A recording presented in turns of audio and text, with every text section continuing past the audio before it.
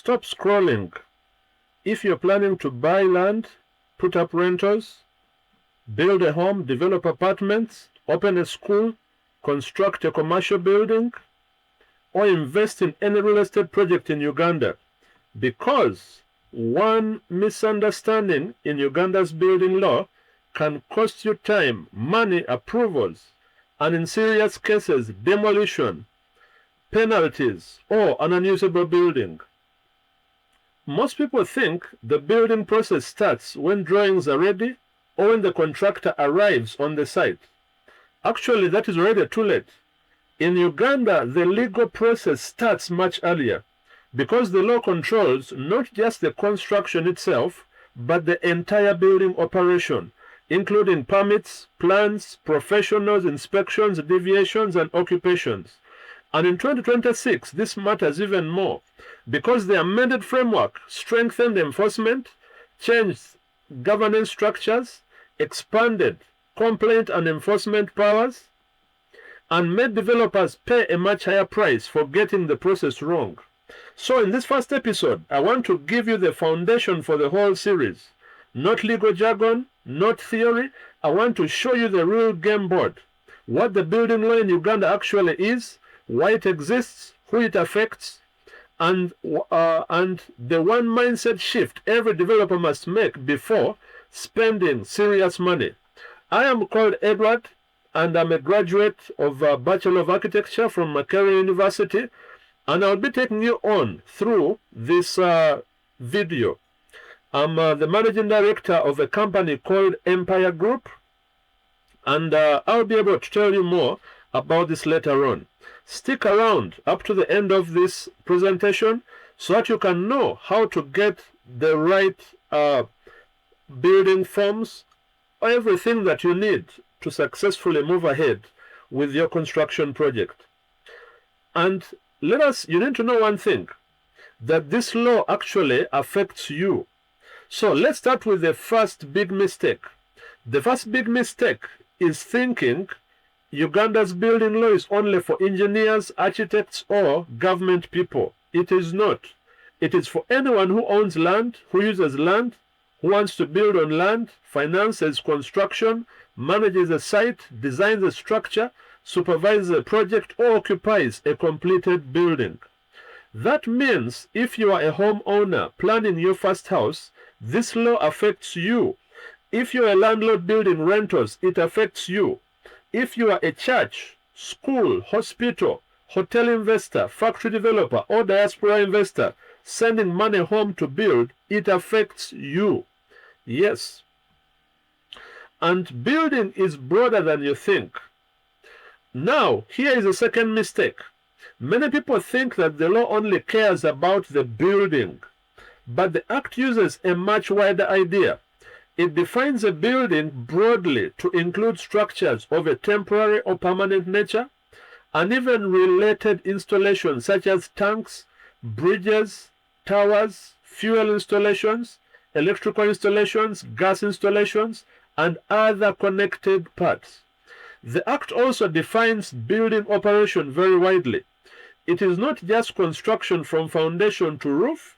It includes erection, demolition, temporary work, plumbing, drainage, repairs, renovations, alterations, extensions, erosion control works, and installation of utilities like electricity and gas.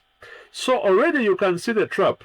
A person may think, I am not constructing a huge commercial building, I am only extending, renovating, demolishing, putting up a small structure or drainage works. But legally, many of those activities still fall inside the building control system. And now we come to the three legal instruments. Now let's talk about the three instruments you actually need to understand. The first is the Building Control Act 2013. This is the main law. It creates the overall legal framework. It establishes the National Building Review Board, establishes the building committees, prohibits building operations without permits. It sets out application and appeal systems, provides for occupation permits, and creates major offenses and penalties. That is number one. Then number two, as you can see here on the slide, It's the Building Control Regulations of 2020. These are the working manual of the system. They take the act and explain how it operates in real life, what professionals must be engaged, how buildings are classified, what drawings are required, how applications are made, what happens on site, when inspections are needed, what goes into an occupation permit application, and when permits may be revoked.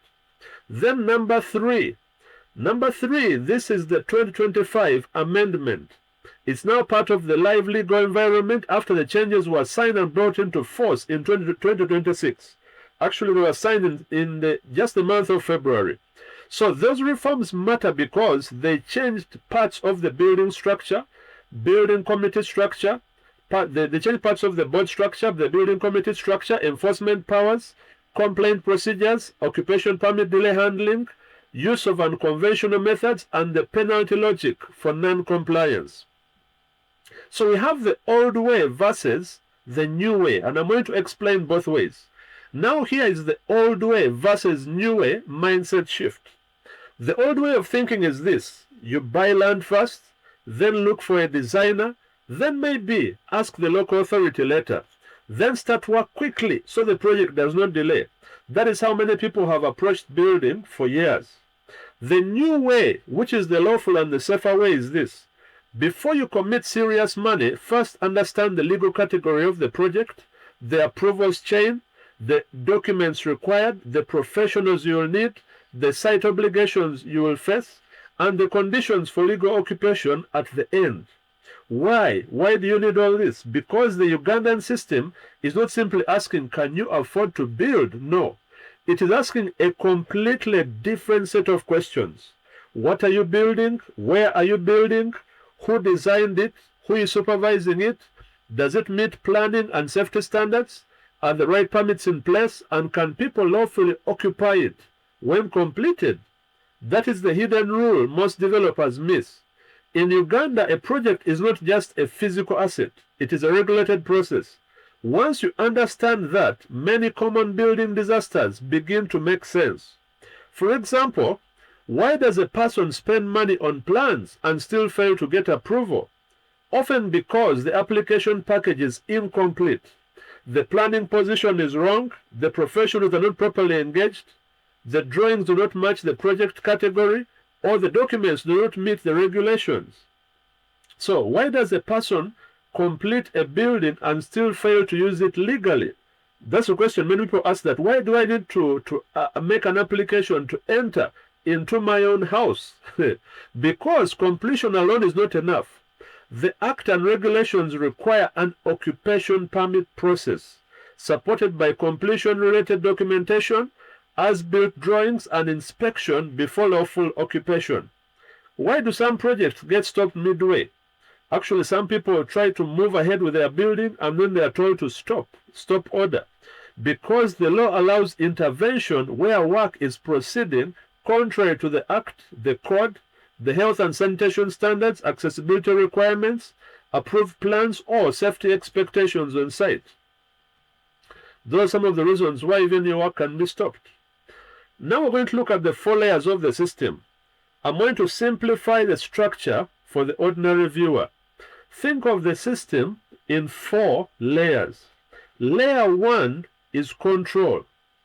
And the law establishes institutions that regulate building development, especially the board, the building committees, and building control officers. Layer 2 is approval. Before many building operations can start, the law requires a permit process supported by plans, proof of ownership, or lawful interest, local documentation, and professional involvement depending on the type of project.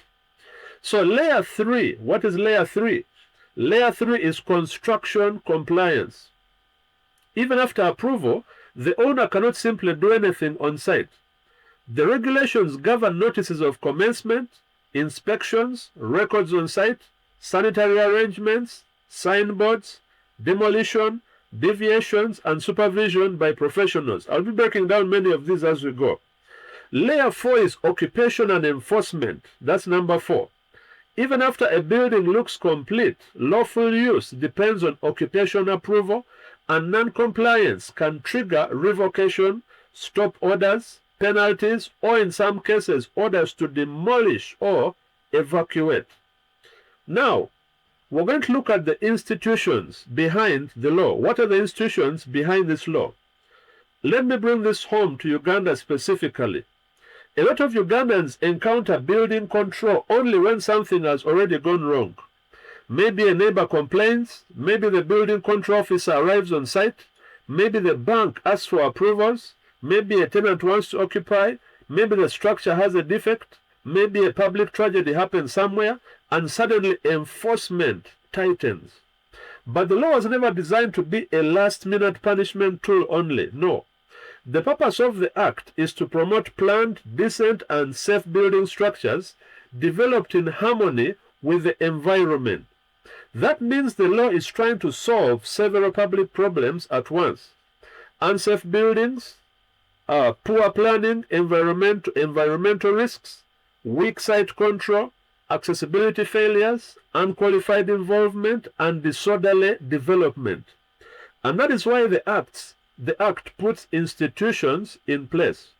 The National Building Review Board sits at the top of the framework.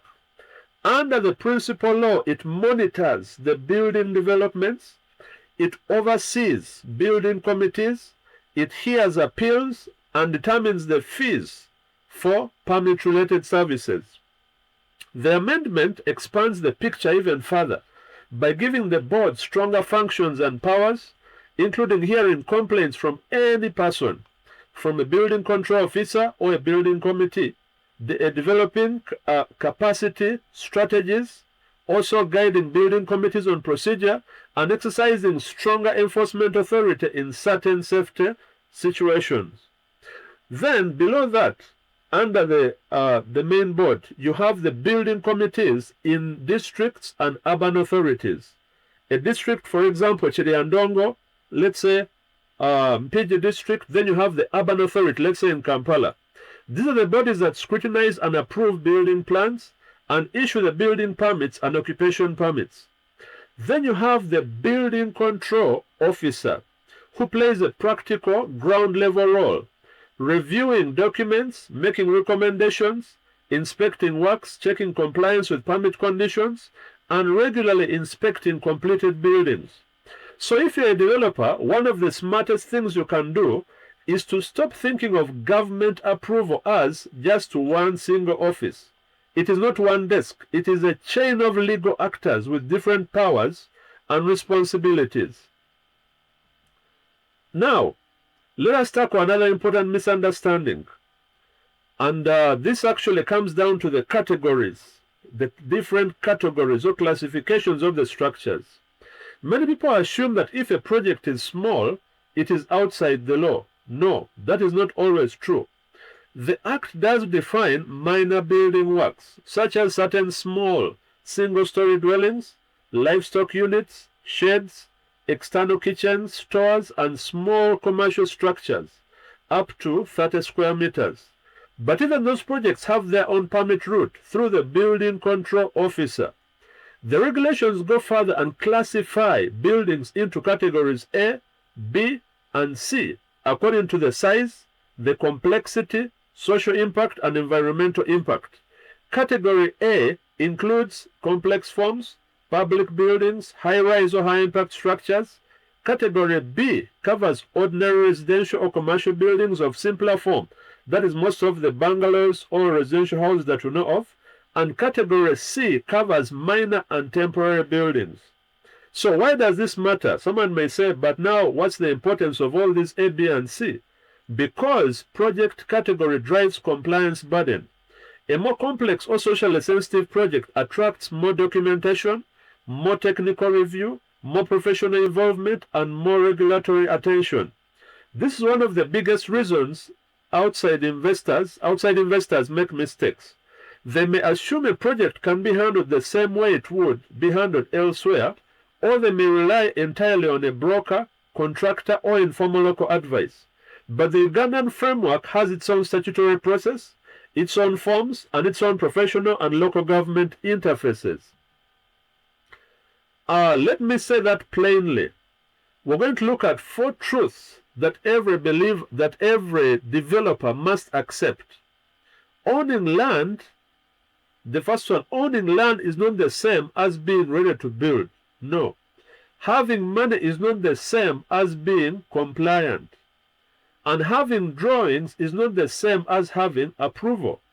And also finishing construction is not the same as having lawful occupation.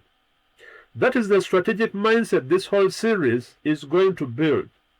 And in the next episodes, actually we are going deeper into exactly how to classify your project, what documents are required, who must be engaged, what professionals are you supposed to use, how applications move, what the amended law changed, what site compliance really looks like, how inspections work, how occupation permits work, and what penalties and risks sit in the background when people ignore the rules. So we're going to look at all these in the coming series as we progress. So let's look at your pre-build checklist. And before we end this episode, I want to leave you with one practical checklist. If you're thinking of about building in Uganda, ask yourself these 5 questions. Only 5 questions. Number 1, what exactly am I proposing to build, and under which legal category is it likely to fall? That is question number 1. Question number 2, who are the public bodies and officers I will have to deal with for planning, permit review, inspection, and occupation?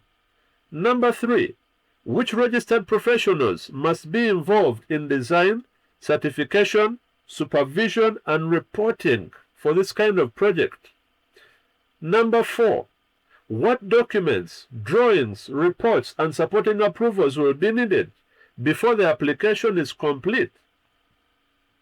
Number 5, the last question, what is my plan for staying compliant, not only at application stage, but also during construction and before occupation? If you cannot answer those 5 questions clearly, then you're not ready to build yet, no matter how ready your budget feels. It's not about the size of the pocket. Actually, you're not yet ready to build if you cannot answer those 5 questions. So that is exactly why this series exists. Because the smartest developer in Uganda is not the one who pours concrete first.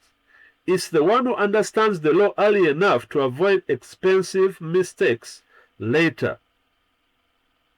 So actually, as we move ahead, I'll also be sharing with you about our company. And in the next part, in part 2, we're going to break down the real approval chain in Uganda, who actually controls what, where developers get delayed, and how the amended law changed the power structure between the board, the building committees, and the local authorities. So make sure you watch part 2 before you submit plans, pay professionals, or assume your project is moving in the right legal direction. And just want to tell you a bit more about our company, Empire Group. This presentation is brought to you by Empire Group. We are a design and build firm, and we take your project from concept up to the key handover. We have one team for design, engineering, construction, costing, and property management. And we provide building construction services. We also work on the architectural plans. We have a team of engineers, civil, mechanical, and electrical engineers. We also do the costing, that is the bills of quantities, to find out how much your project will cost to build. And we also do property management. Make sure you contact us on the numbers that you see on the screen, +256 704 494 005 or +256 7833 00741. You can also visit our website, www.empiregroup.ug. Thank you for being part, and see you in the next episode.